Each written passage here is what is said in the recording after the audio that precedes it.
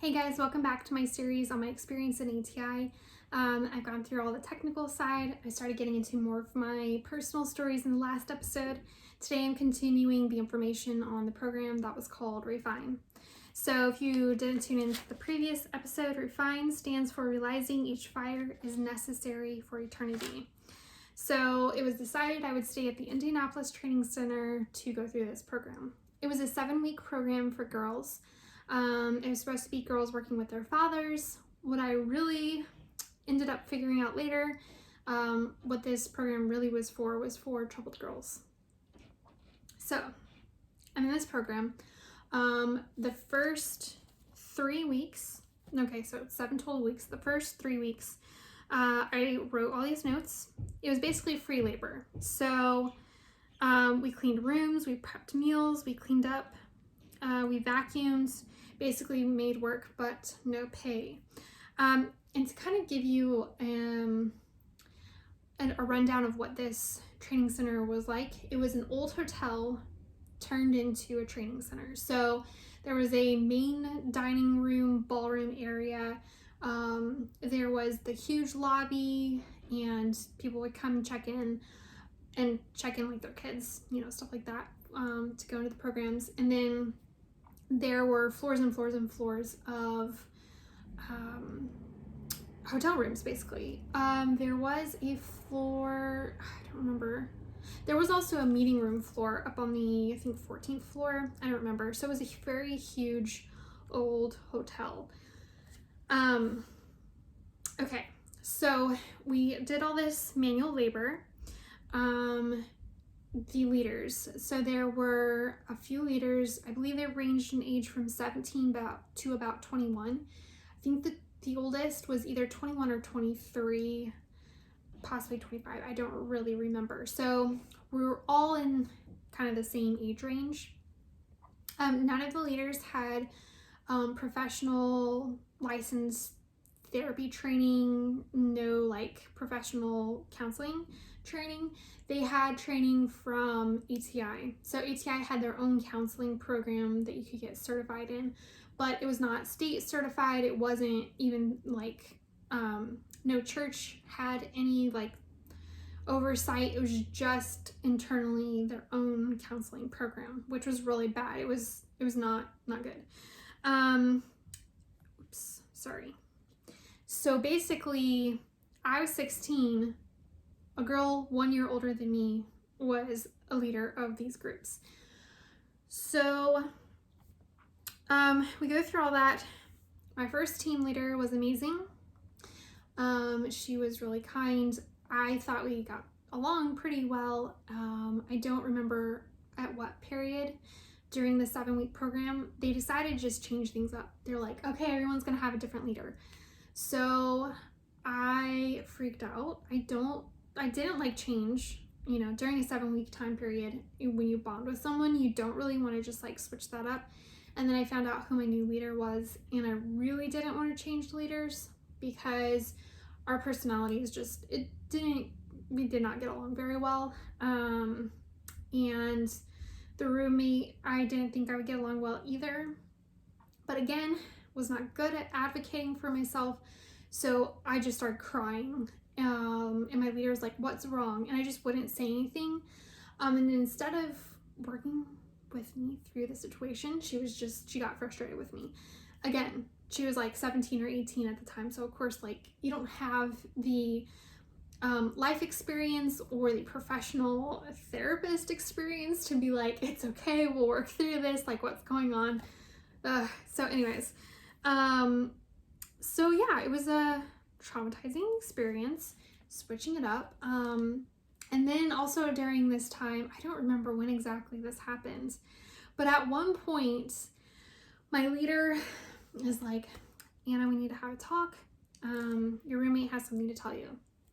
So she literally like takes us out of the room and into the hallway and says, okay, roommate, what do you need to say to Anna? And the roommate's like, I don't like you. And I was like, what?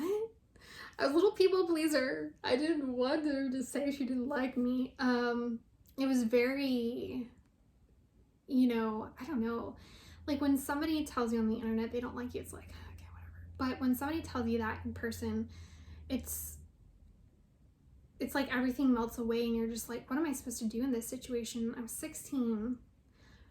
Now I'd be like, okay, get over yourself. Like, you don't like me. There's going to be people throughout your entire life you're not going to like, and you're going to have to like interact with them, and it's going to be okay. So I think I was either coached or I said why. And she said it was because I copied her and her mannerisms and her sayings. And my leader agreed and was like, yeah, that's true. And I also did it to the other leader. So I'm not exactly sure why I did that. And like sometimes I still do, like especially accents. If I'm around somebody, I start like getting the accent. Such a weird thing. But what is so weird is that in college, I had sayings that I would say all the time. And my roommates or my friends or like whatever, people would start catching on to those sayings and start saying them as well. I not once thought it was an offensive thing. As a matter of fact, I thought it was really cool. I was like, they love me. Anyways, so maybe I was super obnoxious and very fun. I don't know. I do know that that was a very traumatizing time. I think there's just things you cope with. Anyways, so that happened. Another thing that happened was this training center was insane, okay? Like I said, they would read people's emails, they would read mail, they would listen in on people's conversations. I knew that I was not supposed to talk to guys while I was at that training center. There were families, there were guys and girls, and we were all at the same training center. So I knew I wasn't supposed to talk to guys. Did end up talking to one, so I could relay a message to one of my mutual friends' friend. So one guy talked to one guy. But in the dining room, I was like, what, people watching? I love people watching, whatever. Afterwards, some of the leaders came up to me and a couple of the girls. This is like the first few days we were there, and they were like, so some of the people in the dining room, they noticed that you were staring at guys. And it wasn't just me, it was a couple of other girls. And I was like, I was looking at a lot of people. They were like, well, they specifically noticed that you were looking at guys, so you can't look at guys. I was like, excuse me? I can't look at guys? So it seriously turned into this weird thing of like, if a guy walked past me, I would literally look up at the ceiling. And it was kind of a joke, and some of the other guys knew too. We would just like pass each other and just look away. It was the dumbest thing ever. Anyways, okay. So that was the first 3 weeks, free labor, okay? The week 4, we were supposed to practice Bible club materials with no notes. We had pictures only, and we had to memorize the information about the Bible story. We had a lot of really weird sessions with the wives. There was this whole session on like modesty, but I remember it just being very uncomfortable. Unfortunately, some of my memories are really suppressed. It took me a long time of like, I literally went to the Wayback Machine and pulled up old versions of the IBLP website to see like when I attended and what information there was on the program, because I just have huge gaps in my memory of this program. So practice Bible club stories, pictures only. I thought we were gonna have to go and recite them, and I'm really bad at memorization, so thank God we never had to do that. Okay, so we also had very long days and early mornings. I do remember my senses being broken down. I was reprimanded for falling asleep while reading a devotional book super early in the morning. Let's see, what other memories do I have? Oh, there was non-required fasting. They didn't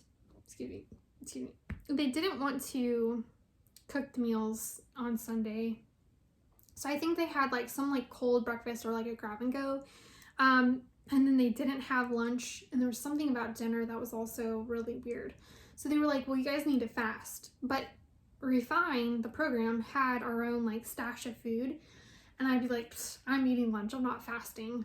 And they would like be like, fine, but you should fast. I was like, no. Okay, let's see. I went to a second journey to the heart, and that time was much stricter and really weird. It was just us girls, and I just remember being so stressed out. It was the week before I was supposed to leave. And I had like I got saved, like I became a Christian, like I started crying. I think I had a breakdown is what happened. Let's see what else.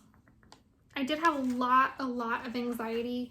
The first few weeks I ended up having like major stomach issues. Again, didn't know this was anxiety related. I just knew like my stomach would hurt and I would like run to the restroom. Well, they thought I was bulimic. So for the first, I don't know, couple weeks, my leader would follow me to the bathroom. And I would be like, why are you following me to the bathroom?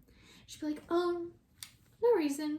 I'd be like, what? It wasn't until afterwards, like the last week, they were like, yeah, we thought you were bulimic. Thanks, guys. Appreciate it. The last 3 weeks, I'm sorry, my notes are all over the place.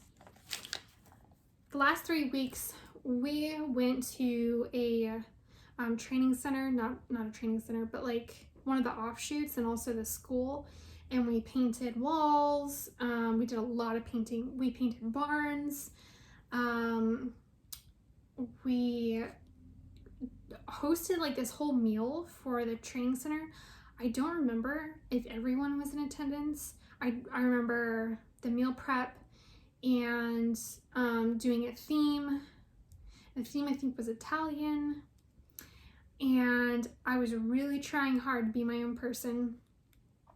But then towards the end, I just saw that I wasn't going to get anywhere unless I complied. So I ended up complying and doing the scripture memory. They had this one dumb thing that I got in trouble about something. And my leader was like, well, now you're gonna have to do follow the leader. And I got in line and I did follow the leader. Like literally we were out in the parking lot. And my leader's like walking all around the parking lot and we had to follow her every move or else we would have to do it again until we started following her. What else happened during that time? Oh, and yes, my leader would listen to my conversation with my parents. I was very negative about it because truly it was a terrible experience. And I remember getting off the phone and my leader being like, next time when you talk to your parents, you need to be less negative. And I remember being like, well, it's not a great experience. And she kept talking about how I needed to emphasize more of the positive things instead of the negative. That was crazy. So the last week my dad came and we were supposed to do some activities together and then the girls would graduate from the program. Oh, we also did a Bible club or like a children's institute, which is like another ATI program for kids. That was fun. I remember the kids liking me and me being like, see, somebody in the world likes me. So those are the main things that I can remember. It was not a good experience. It was one of the more traumatic things that actually happened to me. I remember leaving it and just being super, super angry and being like, that was the worst thing that ever happened, but I couldn't really explain why, and I couldn't explain, and when I would try to explain to people like what I went through, my friends who were kind of on the fringes were just like, you should be more grateful, you should stop complaining. So it was just it was wild. Okay, so I talked about those things. Next time I'm going to talk about my experience in general in ATI and maybe some of the things that have helped me come out of it. Yeah, so if you guys have ideas on topics, let me know. Thank you to the people who have messaged me. It's on the list. It's coming soon. I'll talk to you guys later. Bye.